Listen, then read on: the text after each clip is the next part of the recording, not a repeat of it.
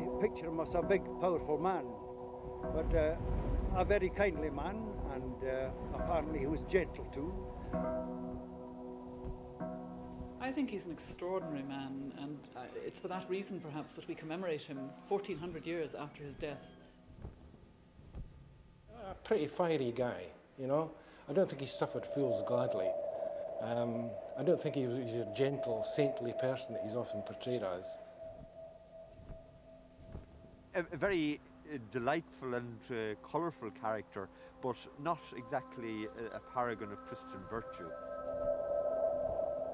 He was a poet, he was a learned man, he was a man of action and so on. I think this is, he was, and also a very charismatic person. He was a fierce man, and I think he saw that fierceness and he was afraid of it, and he wanted to channel it into something he saw as constructive. I see him as a very powerful character, a man who was inflexible in principle, but who seems to have been compassionate in practice. It is Crimthon the fox and Colmcille, the dove of the church, existing in one individual, which is what, for me, makes him a real flesh and blood man.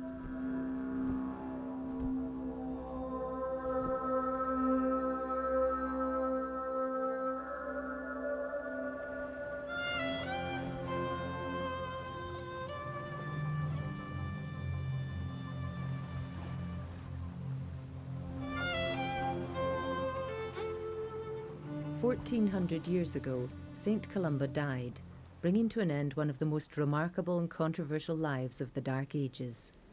Columba was born and raised in Ireland. In 563 AD, he set sail for Scotland in mysterious circumstances. This summer, an intrepid band of sailors attempted to recreate this journey. This is the story of Columba and his crossing. Columba's leaving Ireland is not well understood. Excommunicated for small and pardonable sins. That's like having a very slight outbreak of leprosy, you know, to be excommunicated for small and pardonable sins. There was obviously something unpleasant going on. Later traditions associate him with the Battle of Cool Drumna, which was really the coming to a head of the struggle between the southern and the northern Ine. Now, Colmcille was of the northern Ine and was a prominent member of one of its principal families. Tradition suggests that he was involved in the Battle of Cool Drumna, at least to the extent that he used Christian prayer to dispel a magical wall of mist which had been put up to cloud the activities of the southern Ine and reveal them to the northern Ine, who promptly defeated them. Now, how credible any of that is a matter of personal choice, really. What is clear is he involved himself in a nasty piece of borough politics. It may well be that his ecclesiastical future was so strongly compromised in Ireland that he decided simply to go. It may well be that, having seen the outcome of the battle, in which 3,000 people are said to have been killed, which would be pretty appalling by the standards of the time, that overcome with remorse he went, you know. And presumably the truth is somewhere between these extremes. In the early Irish Church, the idea of going on pilgrimage, going into exile for the love of Christ, became a very important motif in early Irish Christianity. It was regarded as one of three types of martyrdom a person could suffer. There was said to be red martyrdom, which was when you died for your faith, green martyrdom, when you went off to live as a hermit in the wood, and the other one was, which was supposed to be the most severe of all, leaving your own kindred, your own homeland, and going into exile. That was called white martyrdom. And Columba would seem to have been one of the pioneers of this. The other theory, which I must admit I put a certain amount of weight in, is that actually there may have been a political agenda behind Columba's journey. Columba was one of thousands of Irishmen who were making the crossing from the north of Ireland to the new Irish colony of Dalriada, what we would think of as Argyllshire in this period. And they were colonizing, and the king of Dalriada wanted a church. He wanted a church partly for religious Christian reasons, but also because it would give the monarchy legitimacy and it would give it authority. And I think that Columba may well have been invited out by Conall, the king of Dalriada, the king of this new Irish colony, to set up the church, which was going to be one of the most important institutions in this Irish colony in Scotland.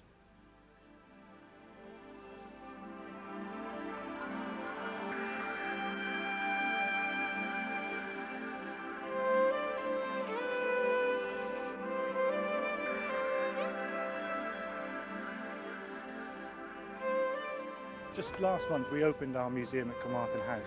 Now it's a small, modest-sized museum, but we definitely want to be taking part in the whole archaeological research side of Scottish archaeology, and we realised that we don't have a great library, we don't have a great collection like the big institutions. So what we do have is a fabulous landscape, proximity to the west coast sea border, and a lot of keenness to do some experimental work. So we thought, well, why don't we start building some prehistoric boats and trying them out, so that we could put some times to the various passages.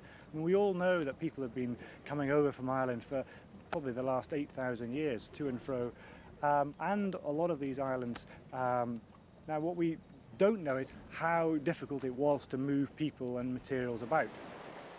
I had this idea of building a boat of this size about 2 years ago, so I've been trying to find the money and trying to find the team who are willing to give over, you know, a few weeks of their life freely to do this. And we built a number of prototypes up at Colmartin House, and then we felt it was time to build the real one, and the most appropriate place would be Ireland.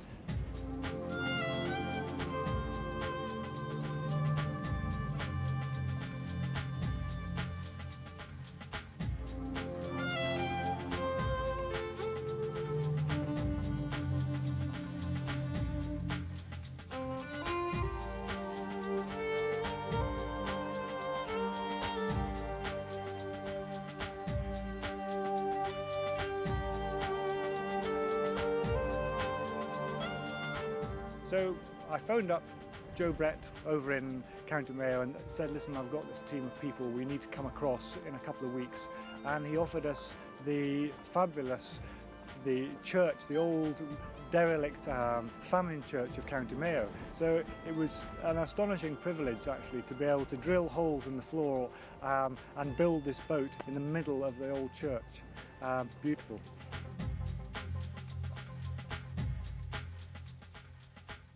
The Alriada were a small tribe in what is now North Antrim, and it's not quite certain why they went across the narrow Struch na Muile, as it's known in Irish, the North Channel, to southwestern Scotland.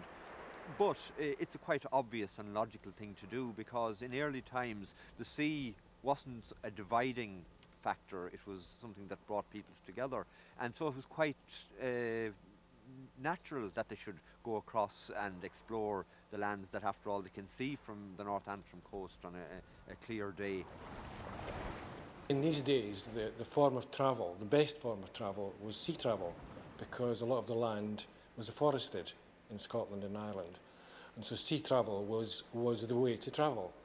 And so you get a situation where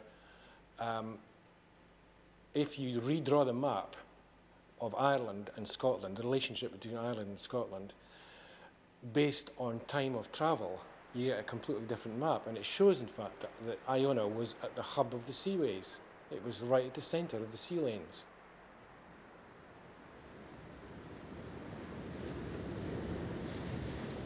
In Adam Naun's Life of St Columba, which was written about 100 years after the saint's death, possibly to celebrate the first centenary of his death, he describes as miraculous only one journey, and that's the overland journey from Iona here across the spine of Scotland, Drumalbin, to the residence of the King of the Picts, Bride, which is probably at the hill fort of Craig Padraig near Inverness.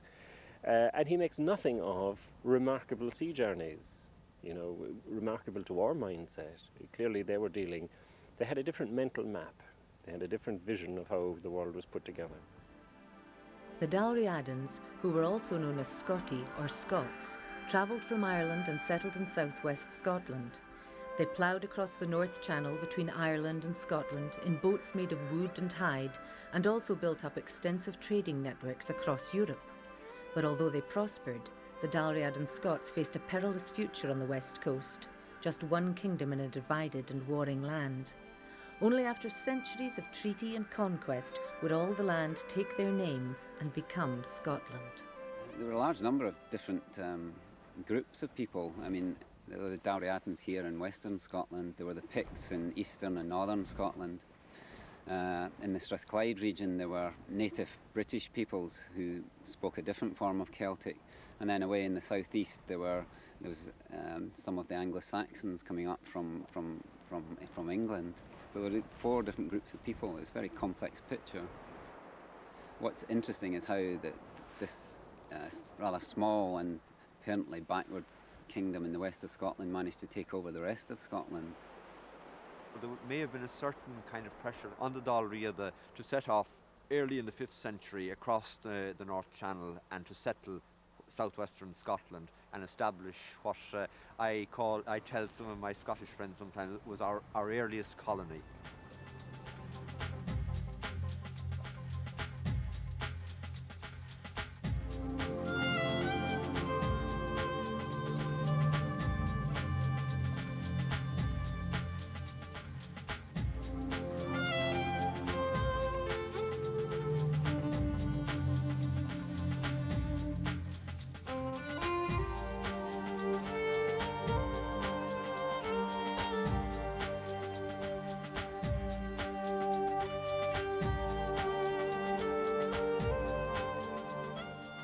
Skin boats is it's a term used for boats covered with cloth, tarred cloth.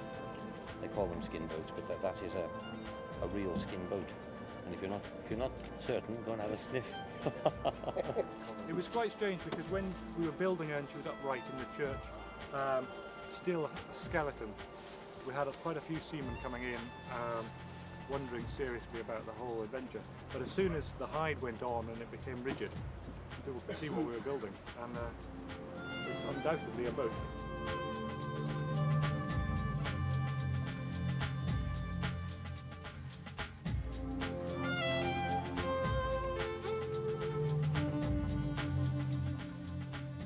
No one's actually built a very primitive boat like this, with just hazel and willow bent in the round and then covered in 8 cowhides, roughly cured in salts and sewn up, and put to sea and working out the properties and the speed at which you can move from place to place.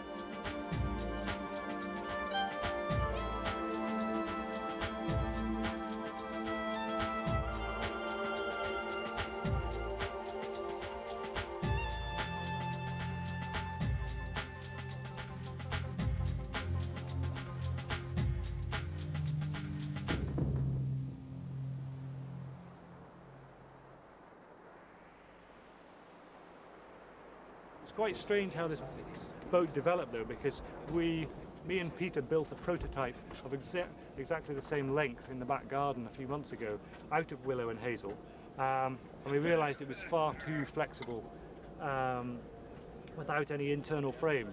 So we really built the most minimal internal frame imaginable in a boat. The sail is made of Irish linen. We've got 2. I think we've got this large sail which we managed to whip up yesterday in about 5 minutes. The lady down the road, we had the loan of a sewing machine to try and sew it up, but the thread was too thick to use the sewing machine. So a very kind lady down the high street in a shop called Snip, for a £5 she sewed our entire sail, which was very good.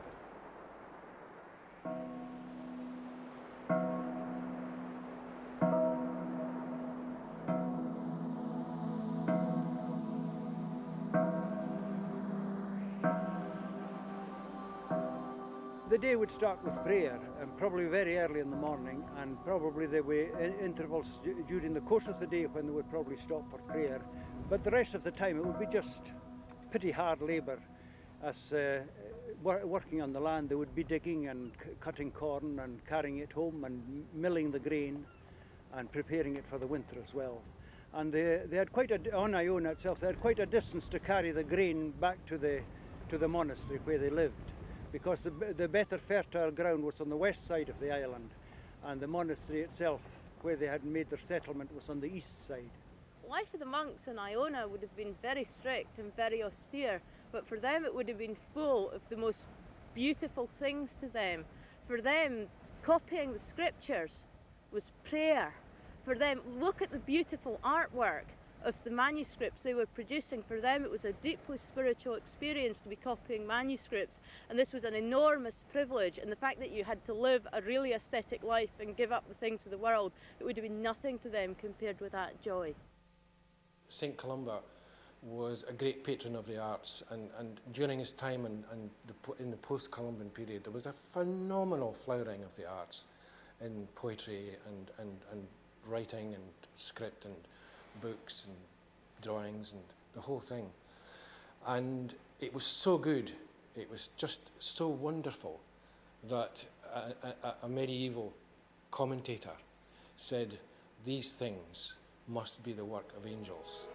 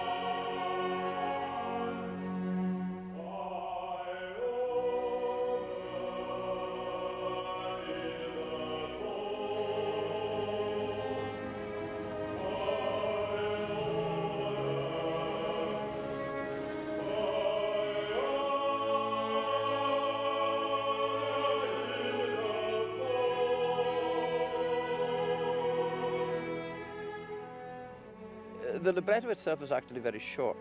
I wrote it almost a kind of poem, as I would write a poem about Columba. And I did it in such a way that there might be sort of 2 or 3 sections, like for instance he might land in Iona, then the Picts, and finally his death, which is very well chronicled, and the horse coming up to Columba and licking him when he was dying and so on. This part is very well, so it was done really in like a triptych or triptych. it's in 3 sections.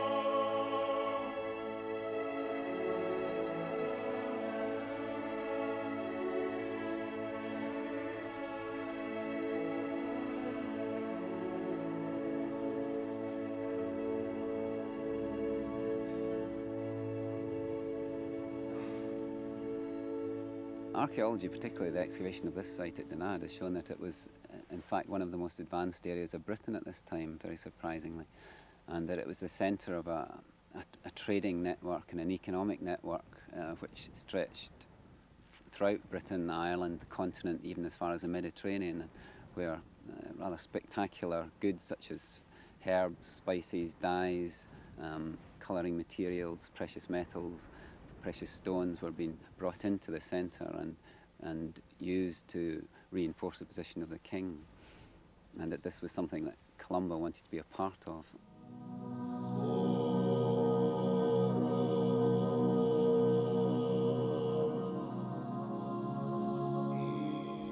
This footprint is where the kings of Dalriada were inaugurated. They would stand with their foot in this rock-cut depression right at the summit of Dinard, with the crowds below them on the terraces of the fort looking up to the king on the skyline. The placing of the foot in the footprint symbolised both the dominion over the land and the responsibility to the land, and as such it was a very pagan ritual or in modern terms you might say a very green ritual. Columba would have wanted to have some influence over that ritual and try and appropriate it to the church, as the early missionaries did with many other pagan activities and festivals.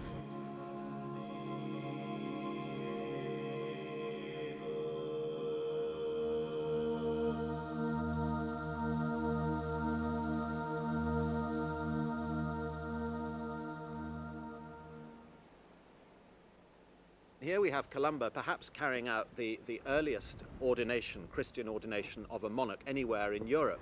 And Columba was fascinated by monarchy. I mean, I think Columba, because of his own royal blood, I mean, he had royal blood, it's quite possible if he hadn't become a monk, he might well have become High King of Ireland. And Columba never lost his interest in kings. He loved meeting kings. And as I say, he ordained possibly the first monarch in Europe. And he certainly put the authority of the church behind this new institution of monarchy. I mean, we're talking about a period when most of Ireland is ruled by warring tribal chiefs. Columba sees kings as being a much more settled, much more just, much more stable form of government. And so he puts the power of the church behind this new institution of monarchy.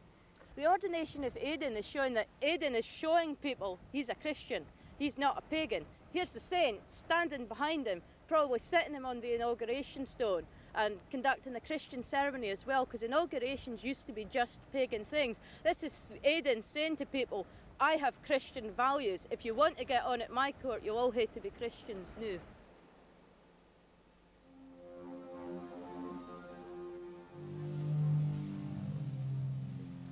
Meanwhile, at Ballycastle on the Antrim coast, the boat is finally ready. It is 6 a.m. and the crew are ready to set off. We're going around for a lucky piece of silver to go under the mast. It's tradition that the masts are stepped in silver, so we did have a little Irish 5p, but it seems to have fallen out on the route in the lorry, so I'll just find an appropriate piece of silver to go under the mast, and we'll just lift the mast up and put that in.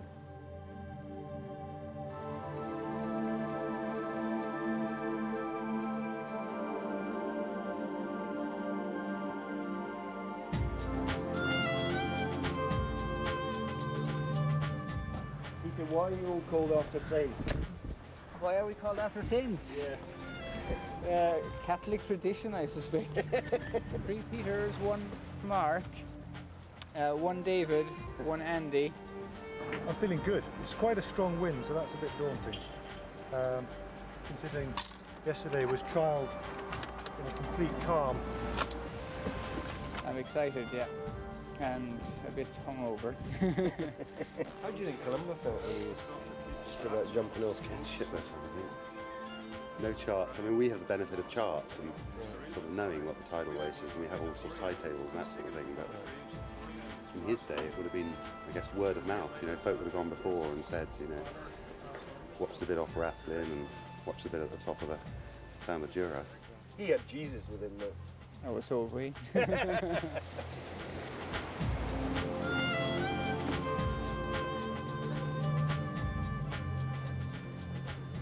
This is the Mayo colours, and we were given this as we were leaving Mayo. So. My role started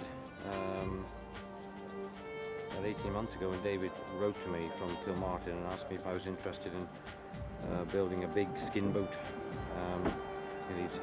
I make small river boats, coracles with skin, and I said yes, why not? Let's go for it. Oh yeah, definitely excited. Yeah. It'd be nice if the wind was in a slightly different direction. We've got lots of porridge, and we've got lots of bread, and we've got loads of milk, and we've got sugar, and we've got pasta, and we've got spaghetti. When the times are really hard, we've got 8 prime sirloin steaks to pull out, you know, to lift the spirits. Yeah. So we should probably be in about 5 minutes' time at the harbour. We don't really know what these tides are going to be like, although we have spoken to people around here and we've got the tide tables. We don't know how this boat's going to perform, so if we find we're out there in a force 6 with a certain height of swell, we don't know at the moment whether that's foolhardy to be out there or whether this boat can take it. I just can't believe how it's come on from a bundle of sticks and some stinking hay. This is not for me. Definitely not for me. Why not? Oh, look at it. Ooh. What worries you about it? Let me butts a stick. Got about an hour and a half between 7:30 onwards to get up to Rathlin Point on the southeast tip before we get a bit of a surprise with the tide. Can I get out?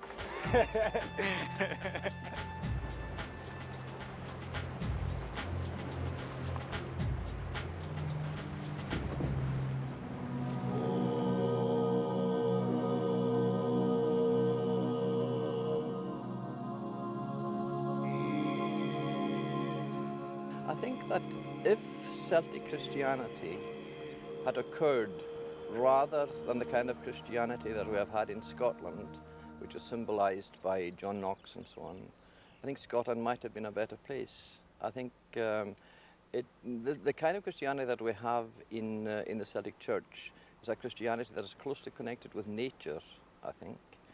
And it might have been less strongly masculine, less dogmatic, less hierarchical, and so on. And it is the kind of Christianity that if I had been a Christian myself, I think I would have far rather followed than the Christianity as represented by the extreme Protestant church. Well, I think the form of worship was simple, and the lifestyle was simple, and these Celtic monks would be seen by other people as hard-working men themselves who got down to the hard graft.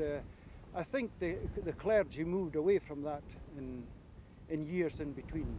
I think what we have got is a kind of monasticism which actually comes from the East, and more work is being done now which shows that the real origins of the monasticism that Columba brought to Iona are from Egypt and Syria, from the desert fathers, these monks who went out into the desert. And this is exactly, of course, what the monks of Ireland did. They went to remote places. They came to places which they described as places of their own resurrection, where they could be alone with God. They also founded communities. And I think the monastic element of Celtic Christianity is very distinctive, and it's actually a different kind of monasticism from the monasticism that was arising in continental Europe at this time. It's actually much tougher. If you look at St Benedict's rule for his monks, they were allowed much more food, they were allowed much more wine, they had a much better time. They didn't have to get up in the middle of the night and come to the little monastic church as the monks here on Iona did. They came 3 times a night to pray, to sing the psalms. So it's a tougher kind of monasticism, it's more austere. It's closer to nature in the sense that, not in a kind of gooey, green, eco-friendly sense, because actually Columba was very frightened of the elements. I think the wind was often blowing on Iona in his day as it is today. It had a very physical side to it, I think, Celtic Christianity. Its theology was quite dark in some ways. It's not an easy kind of spirituality, but I think it does have various distinctive themes, which I would say have run on through Highland religion.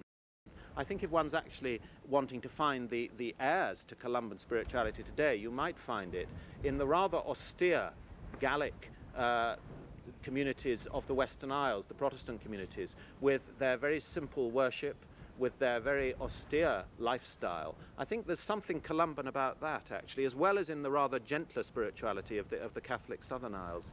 I'm concerned that much of what passes for or is purveyed these days as Celtic Christianity is in fact a travesty of what would appear to have been the true Celtic tradition.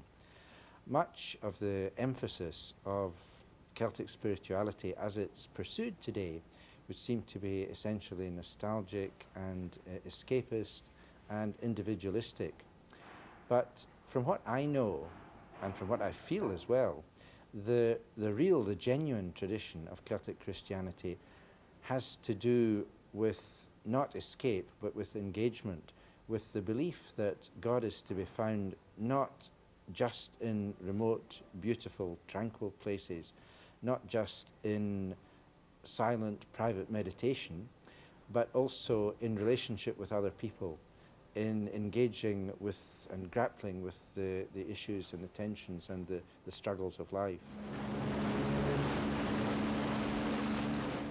An hour into the journey, the crew were struggling hard against wind and tide. Are you having enough? Are you going to go to Rathlin, or are you going to try and go on up? You're doing about 1.5 knots. 1.5. Somewhere around that. an hour or so and see what happens after that. Columba was referred to in all manner of ways throughout the whole journey. He's been a constant companion, really. And I think our admiration for the man has grown, really, in this voyage of ours. We're pressed in this modern day by clocks and by time. Time was of no importance to them. I mean, they could sit and wait. I can empathise with these guys totally. I mean, we should be here in about a week and a half's time, having to make the exact same decisions. From my experience, I would tend to lie up and wait. I wouldn't make the journey today. You use so much energy and so much effort to make a short journey in those sort of conditions. For the sake of waiting another 24 hours, you know, you could cover 5 or 6 times the mileage for the same amount of work. So with an old traditional type of boat like that, I think you have to adopt traditional methods of navigation. But fair play to them, you know, they're out there and they're working hard at it. So I would have thought if they make Rathlin even tonight, it would be a fair sea trial for them, and tomorrow then they could take it on from there. Yeah, I'm sure. Despite their valiant efforts, the weather conditions proved too much for the crew, and the curragh had to be towed part of the way to Islay.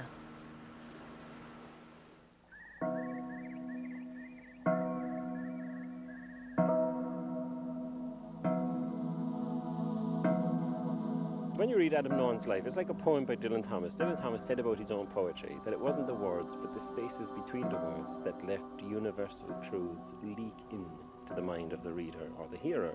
And Adam Nawan's Life of Columba is like that. Everybody who reads it feels that they know the man, but when you look for the specific evidences that inform your image of him, they're very, very hard to pin down, you know.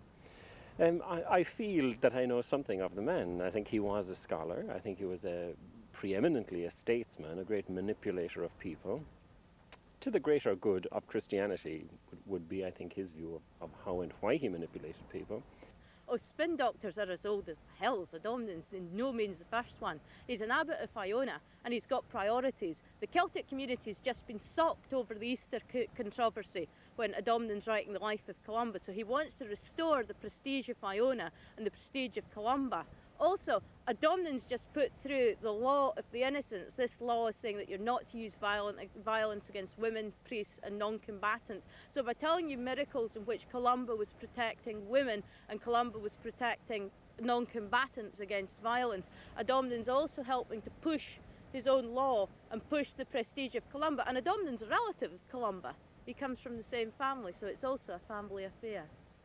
This was not attempting to be a history, it was attempting to show various aspects of the saint's life and relate them to things which had happened in the Bible. And so things were not necessarily true. There's a whole mixture of strands of evidence, some stories which are quite clearly true. There's enough circumstantial detail where you can tell that this was something that was handed down. Others are merely sort of paraphrases of things which were commonly said about saintly people. And so you have to dissect the stories very carefully in each case.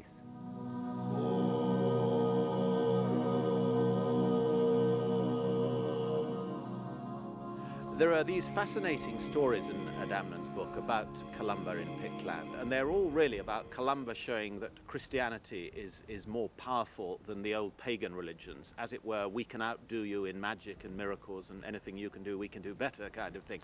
There's this lovely story about when Columba and his monks arrive at King Brude's great fortress near Inverness. There are great iron bars, and they can't get in. So Columba just calmly goes up and makes the sign of the cross, and magically the iron gates open, and King Brude is very impressed by this. Not impressed enough, one has to say, to be converted to Christianity, but he is pretty impressed by this superior magic.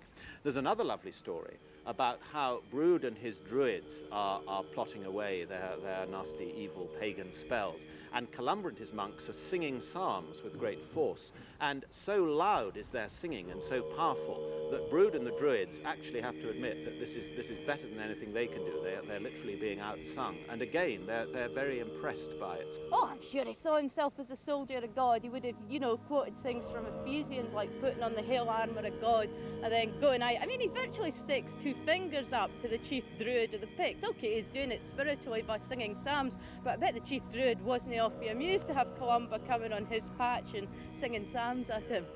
There's no real evidence that he engaged in conversion of the Picts to any great extent.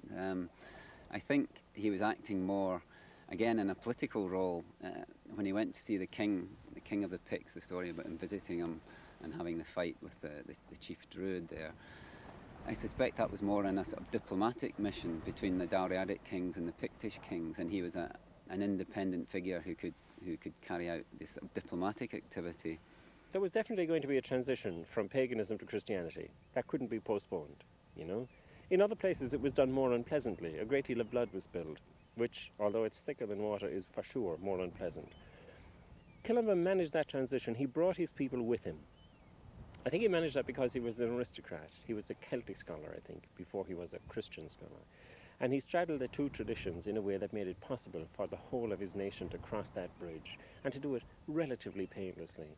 And for that alone, I would admire him.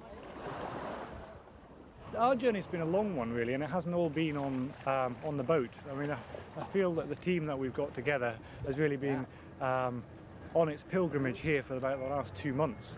We had to build the boat before we started. So in a sense, the fact that we haven't managed to get over to Iona and tick off the last little phase is a small thing, really, relatively. And I think we're really all excited that we have got this boat. We have been out on a few tantalising adventures, and I think there's a lot of more fun and games to come.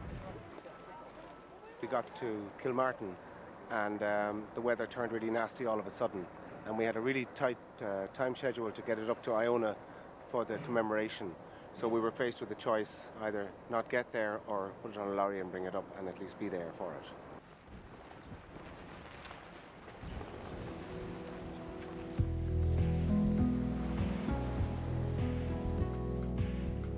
And hopefully we get our president, Mary Robinson, at least to have a look at her or maybe come on board, seeing as the boat is from County Mayo, her own county.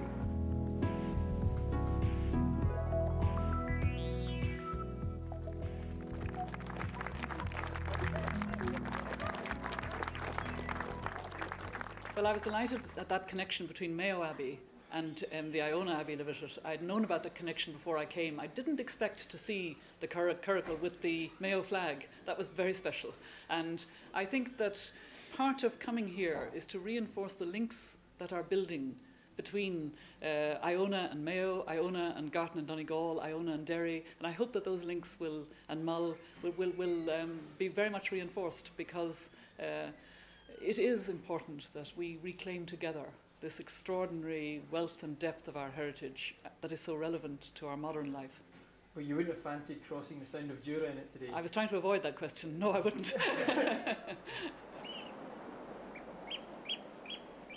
I realised at 6 o'clock this morning, with the rain on the tent and the wind howling, that in fact it got worse.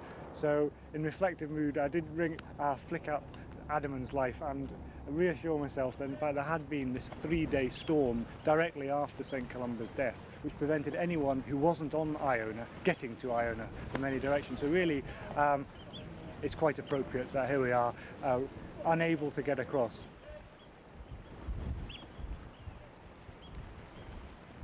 I think Robert, our support boat, he's the first man to agree that he was shocked at how well this boat took the heavy seas. It's a beautiful boat, but I think it's the first attempt, given the fact that there's been no blueprints or whatever. I think we should all be really delighted and be patting each other on their backs, because it's a great creation. I left you in Portrush saying you'd never be anything than a diesel boat, and here you are on this leather boat. Conversion. We're back to Nelson times, I think. Have you been? Have you? I think I'll stick with the diesel. Too much like hard work, Ed. Look at them hands. We were scared for the boat initially. Now, is it going to cope? Is it going to crack up? We weren't necessarily scared for ourselves, because we did have life jackets up, the folks all there, and we had a support boat and whatever. But I must admit, after the second hour of toiling at the oar and at the steering oar there, leaving the north coast of Ireland, and the swell was getting bigger and bigger, and we were getting washed backwards. I must admit, we sort of debriefed ourselves afterwards, and we were all petrified, I think.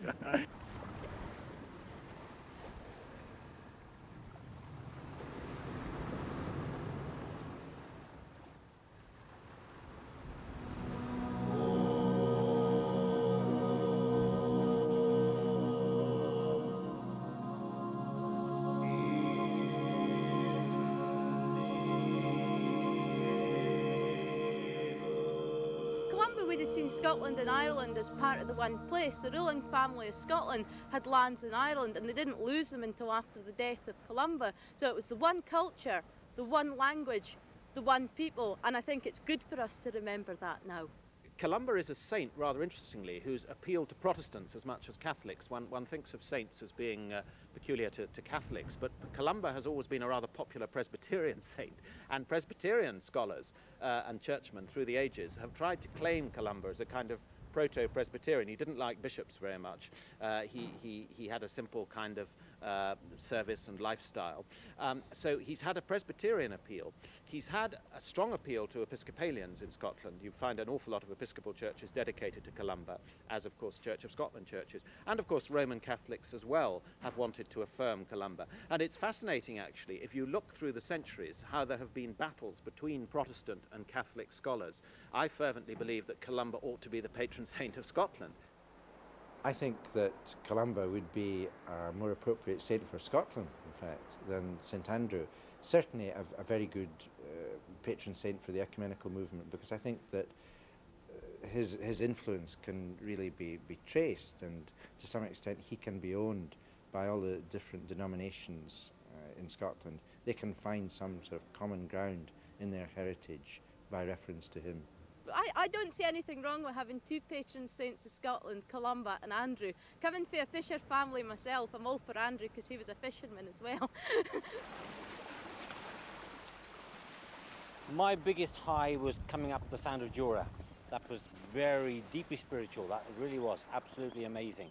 The sea was like sort of opalescent blue, and you've got the hills and the green and the sky and the sun and a very slight swell, and you could hear the waves slapping on the hide, you know, the skin bow, and then there was all these porpoises suddenly came around us, and they were just sort of rolling over, and you had these black, just a quick wink of a black fin, and it was absolutely fantastic, and a bit of a drop of malt helped, but it really was incredible feeling.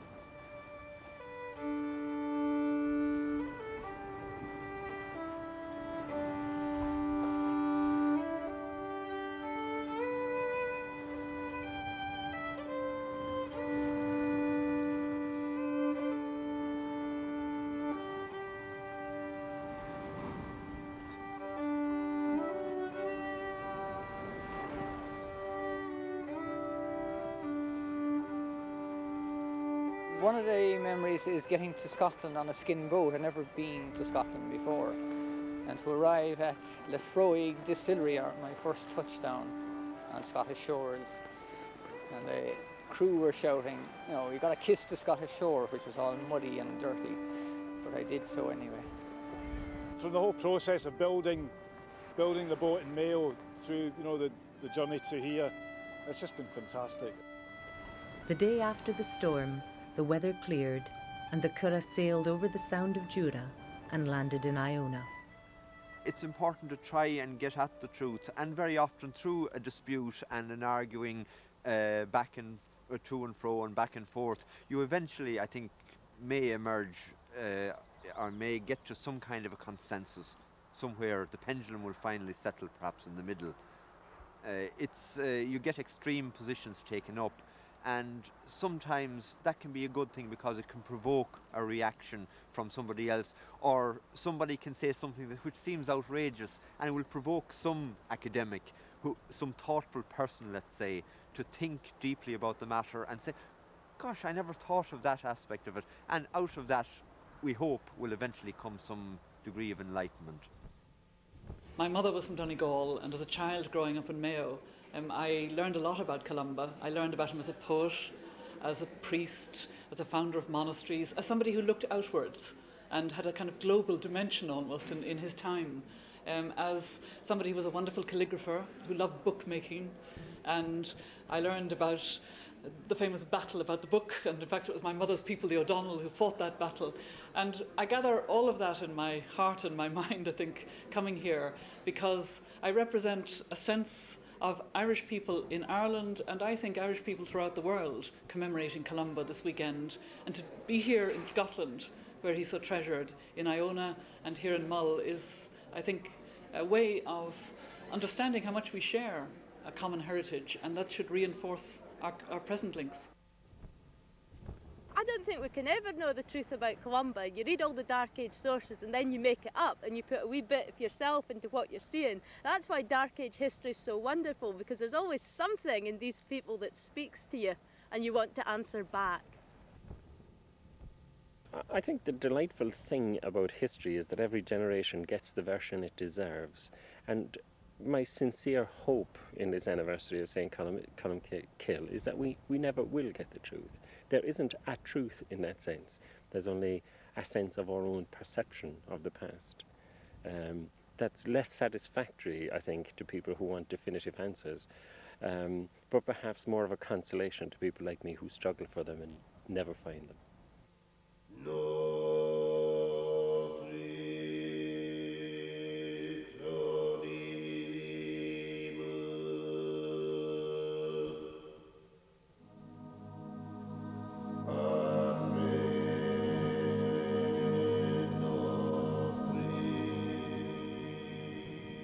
According to the legend, the last day of his life, as he was getting older and frail and weak, he did struggle over to the west side, to the Macher land, where they grew the crops, grain, barley, and he blessed the monks who were labouring, and he blessed the crops and the grain.